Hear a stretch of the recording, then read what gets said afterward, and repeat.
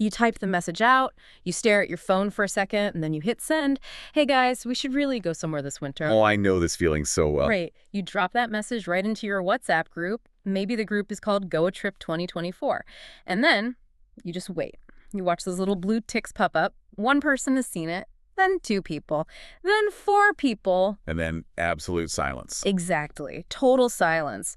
And when someone finally does reply, it is just a huge wall of excuses. Suddenly, your best friend is acting like the CEO of a massive company. Like they could not possibly step away from their laptop for even 2 days. Or they give you the classic, let me check my calendar. Yes, let me check my schedule, which we all know is just polite code for I'm going to delay this until you just stop asking me. It is the ultimate polite rejection. It really is. Planning the actual trip, Yeah. finding the flights, picking a nice hotel in Manali or wherever, reading all those reviews to see if the Wi-Fi actually works, that is honestly the easy part.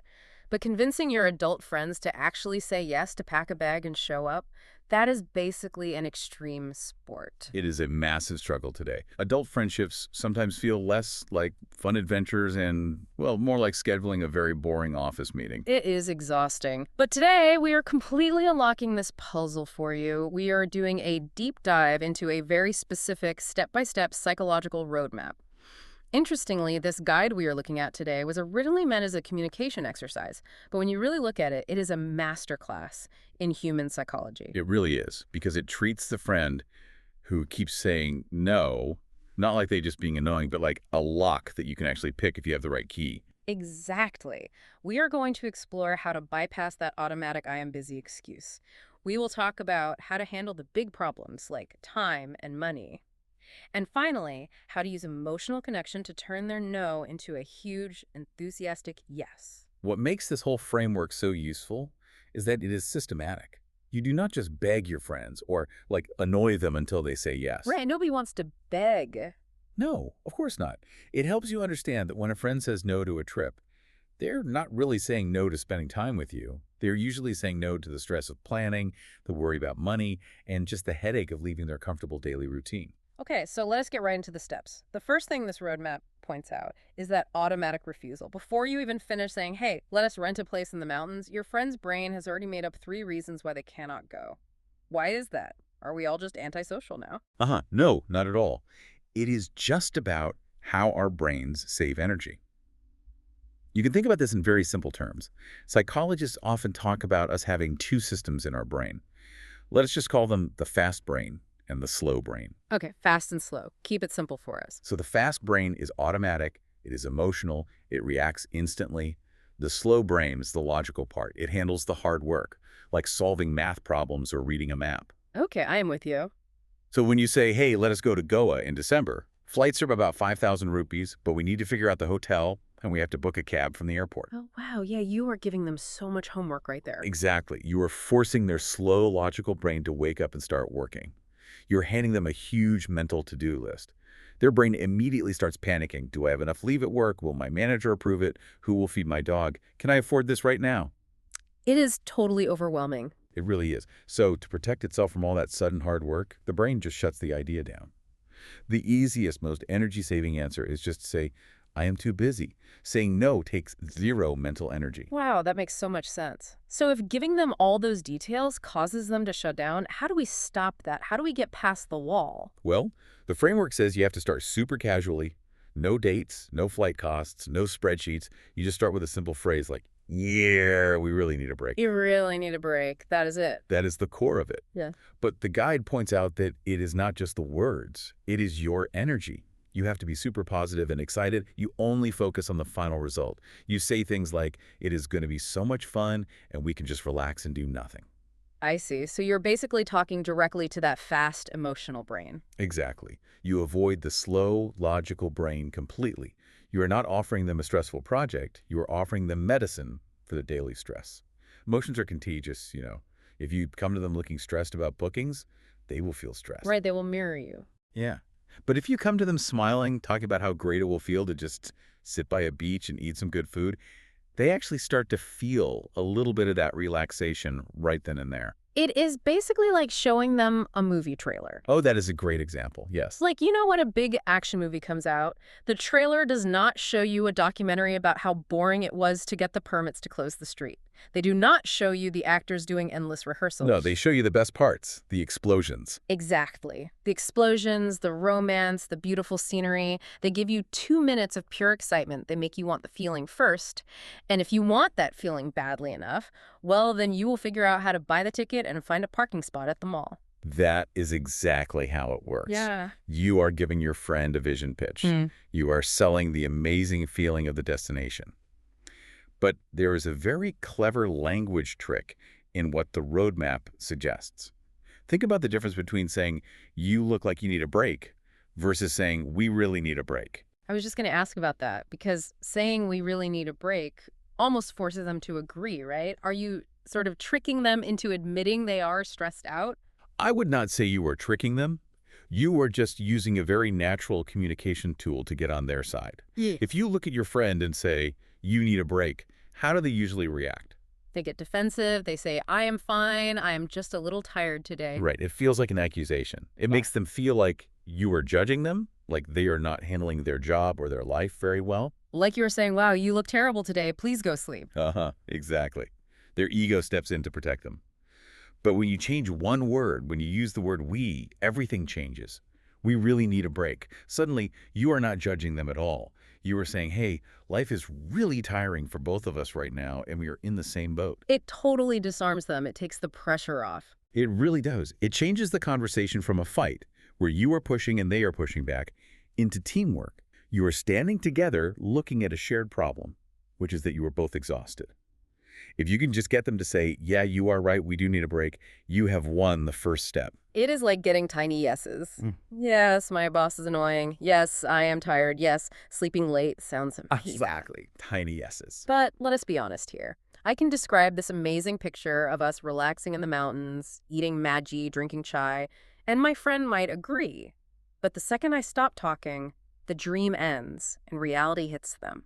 Their brain suddenly remembers their job and their bank account. Yes, the slow brain finally wakes up. You can distract it for a few minutes, but eventually adult responsibilities come back. They remember their time and their money. And that brings us to the second part of this roadmap, the problem-solving phase. And this is where the real work begins. The guide is very clear about the two biggest excuses. The two things that kill every group plan. Number one, I do not have time.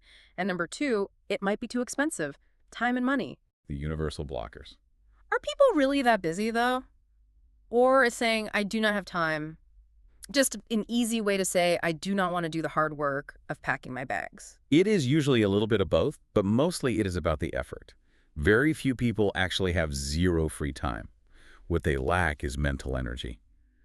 When someone says, I do not have time for a 5-day trip to Kerala, what they mean is, the thought of asking my manager for leave, finishing all my pending work, and packing a suitcase just feels like too much pain right now. They just want to stay in their comfort zone, even if their comfort zone is boring. Exactly. So how do you handle that? The framework gives a very clear strategy. If your friend says they do not have time, you do not argue with them. Yeah. You do not say, yes, you do. You just spent 5 hours watching Reels on Instagram. Even though that is always true. It is always true. Yeah. But you do not say it. Instead, you immediately suggest something much smaller. Okay, no problem. Let us just go for a short trip. Or let us just do a quick weekend getaway nearby. Oh, I see. And then you remind them of the good feeling again. You say, we have been working so hard, even 2 days will totally refresh our minds. So you just shrink the threat. So- A weekend trip does not require begging your manager for leaves. It does not require a ton of packing. It feels easy. Easy and manageable. You are lowering the risk. But the timing is important. If you spend 20 minutes arguing with them about taking a whole week off, they will just get stubborn. By instantly saying, okay, let us just do a weekend, you show that you respect their time, and it keeps the conversation moving forward. Okay, that makes sense for time. But what about money? Money is always so awkward with friends, especially in a group where some people earn more than others. When someone says, it might be expensive, the guide says you should reply with, we can plan within a budget, or we will manage the expenses. Is that really enough, though? Just saying we will stick to a budget is a good start. It stops them from panicking immediately. But you are right, it does not fix the real fear. When a friend is worried about money on a trip, what they are actually afraid of is losing control. Right, they are afraid of the surprise costs. Yes. They are afraid everyone else will want to eat at a super expensive restaurant, and they will be forced to split the bill equally, even if they just ordered a simple salad. Oh, I hate that feeling. Being the one person trying to save money while everyone else is ordering expensive drinks, and then the UPI request comes in the group chat, and it is huge. It is the worst. So, to really fix the money objection, you have to promise that the person with the tightest budget gets to set the rules. But the roadmap actually suggests a much stronger trick, a secret weapon to remove both the time and money problems in one go. And what is that? You look at them and say, I will plan everything. You just say yes. Okay, wait. I have to stop you right here. I have a big problem with this step. Uh-huh, I thought you might. If I tell my friend, I will find the flights, I will book the hotel, I will find the best budget cafes, I will manage the whole itinerary, I am basically becoming their free travel agent. I am doing unpaid labor for my friends. That sounds like a trap. Will I not just end up feeling angry and resentful? It definitely sounds like a trap. And honestly, it can be heavy. But we have to look at why it works so perfectly. Remember the slow brain we talked about? The part that gets tired easily. There is a concept called cognitive load.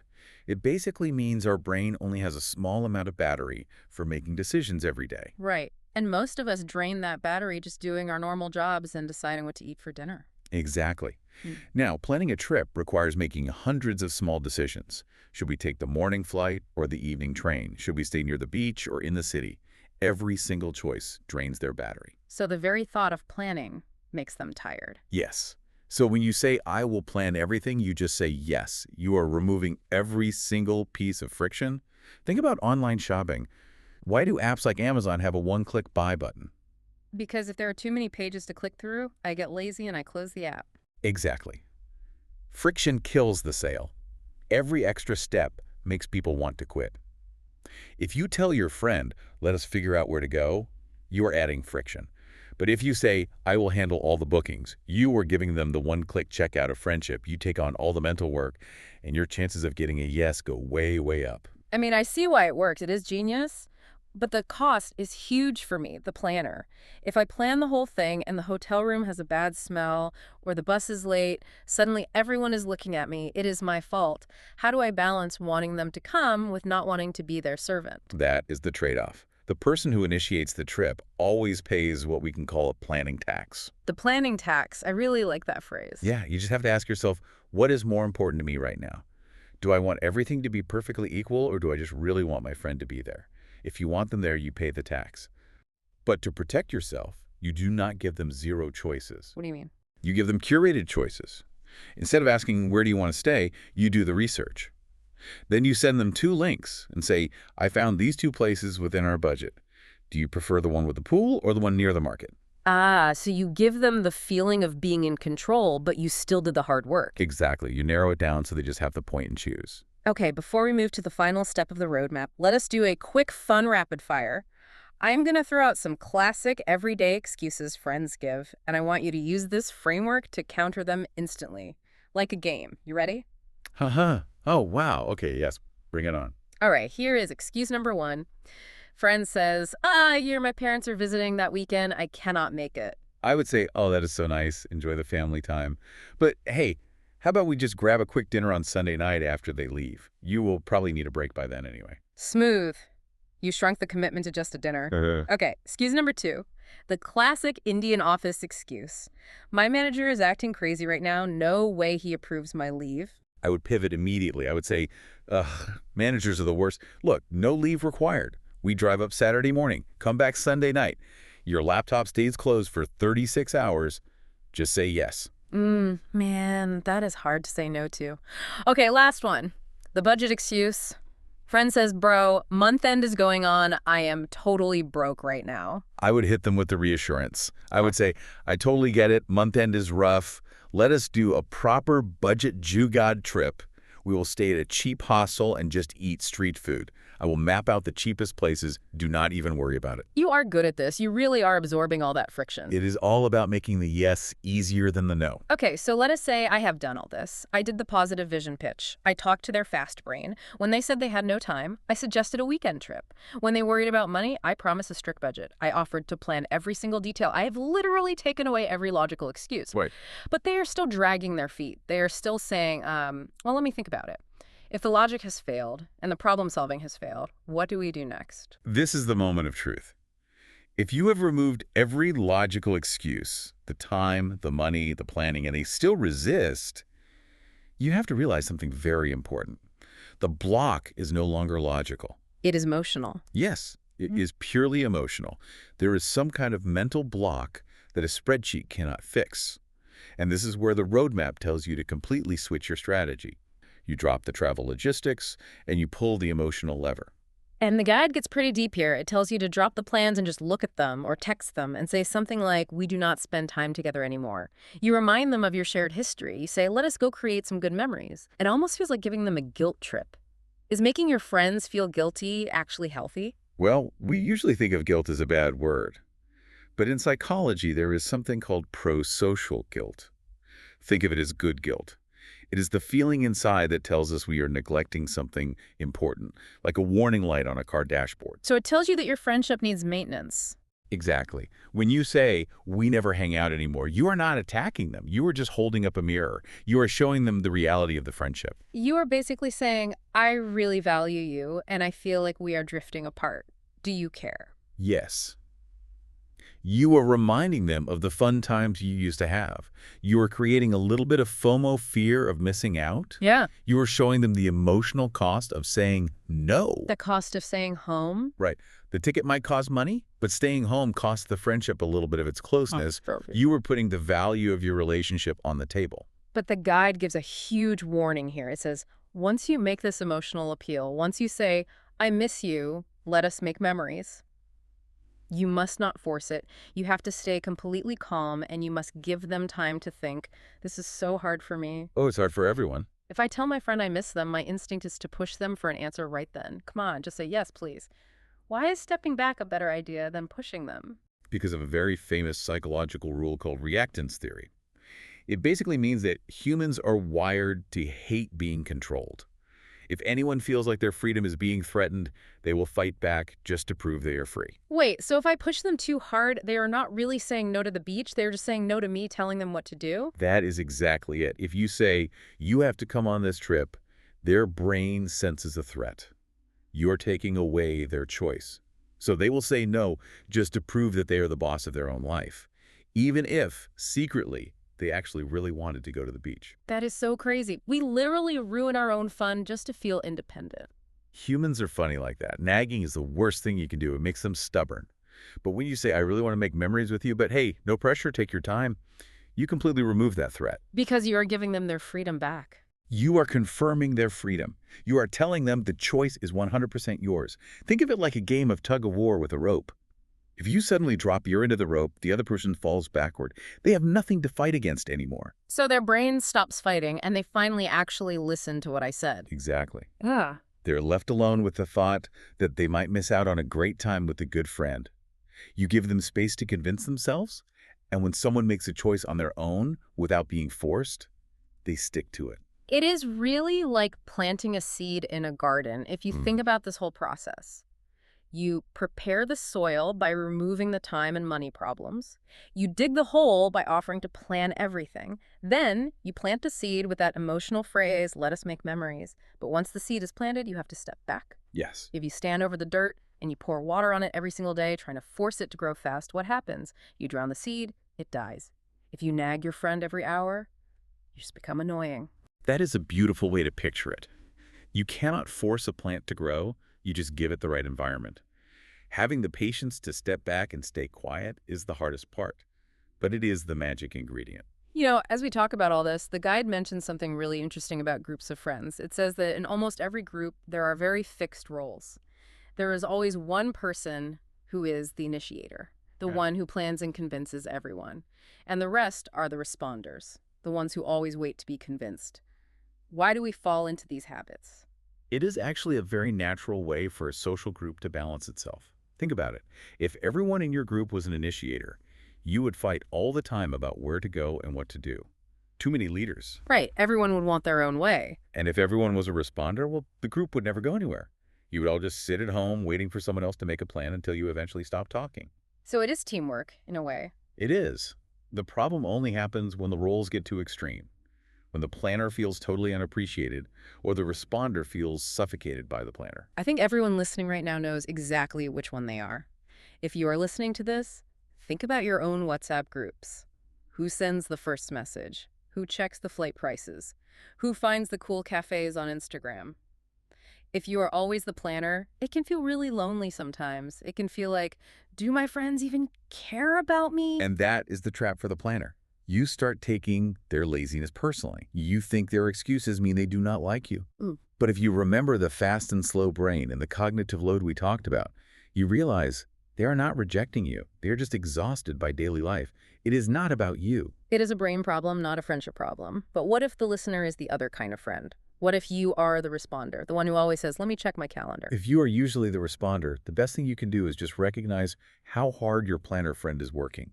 They were doing all that mental labor, paying that planning tax, because they really love having you around. If you understand how much effort they are putting in, maybe try to say yes a little faster next time.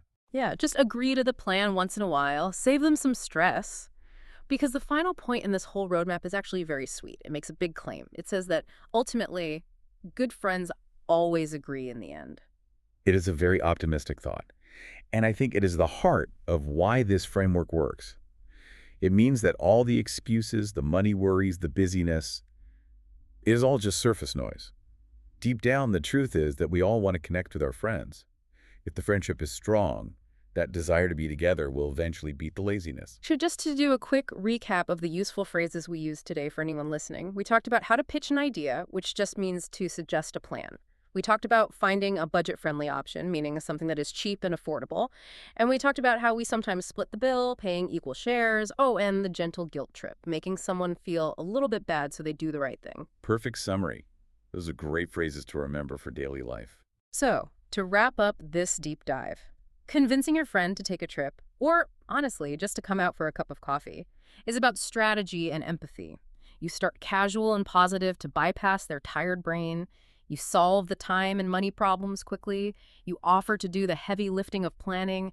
And finally, you remind them how much they matter to you. And then you step back and give them space. It is an amazing guide, not just for holidays, but for keeping adult friendships alive. It shows that if you are patient and you understand how people think, you can break through almost any wall of excuses. You really can. But I want to leave you, the listener, with one final thought to chew on. Building on that idea that good friends always agree in the end. If that is true, if your friend really does love you and want to spend time with you, maybe we should look at their excuses differently. How so? Think about it. Maybe the friend who plays hard to get, the one who gives you 10 different excuses about their crazy boss and their empty bank account, actually wants to go the entire time. Oh, so you think they're waiting for you to prove something? Exactly. Next time your friend sends you a huge list of reasons why they cannot meet you, ask yourself, are they really that busy? Or is this just a subconscious test? Maybe their excuses are just their way of asking you to show how much you want them there. By making you work for it, by making you solve their problems and plan the trip, they get the ultimate proof that they are special to you. Wow. They just want to feel wanted. Right. Keep that in mind the next time you drop a message in the group chat and watch those blue ticks appear. It might not be a rejection at all. It might just be an invitation to show them you care. Keep exploring, keep questioning, and we will catch you on the next deep dive.